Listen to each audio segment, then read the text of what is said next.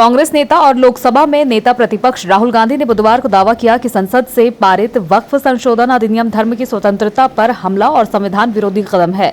साथ ही उन्होंने चेतावनी दी कि आने वाले समय में दूसरे अल्पसंख्यक समुदायों को भी निशाना बनाया जाएगा। उन्होंने यहां पार्टी के अधिवेशन को संबोधित करते हुए कहा कि देश की जनता भारतीय जनता पार्टी से तंग आ चुकी है और अब बदलाव होने वाला है। राहुल गांधी ने कहा कि वक्फ विधेयक अधिनियम धर्म की स्वतंत्रता और संविधान पर हमला है, ये संविधान विरोधी है। उन्होंने दावा किया कि आरएसएस से जुड़ी पत्रिका ऑर्गेनाइजर में ईसाइयों की भूमिका को भी निशाना बनाने की बात कही गई है और आगे सिख समुदाय के साथ भी ऐसा ही होगा।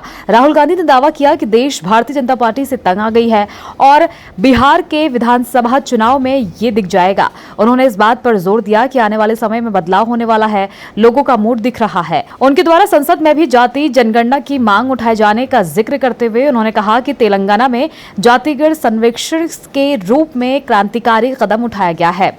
राहुल गांधी ने कहा कि ये पता लगाना मकसद है कि कितनी किसकी भागीदारी है।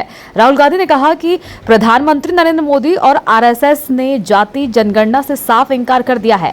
उन्होंने इस बात को दोहराया कि केंद्र में कांग्रेस और विपक्ष की सरकार आने पर जाति जनगणना कराई जाएगी। साथ ही कांग्रेस नेता ने कहा कि निजी क्षेत्र में देश की 90% आबादी की भागीदारी न के बराबर है। उन्होंने कहा कि आरक्षण की 50% की दीवार को तोड़ा जाएगा।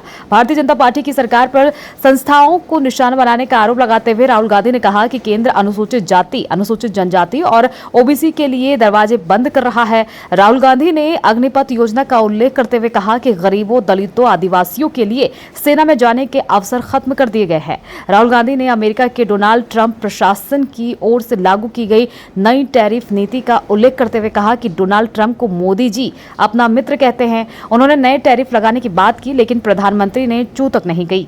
राहुल गांधी ने दावा किया कि देश में आर्थिक तूफान आने वाला है। उन्होंने कहा कि ट्रंप टैरिफ से ध्यान भटकाने के लिए वक्फ संशोधन विधेयक को लेकर संसद में देर रात तक ड्रामा किया गया।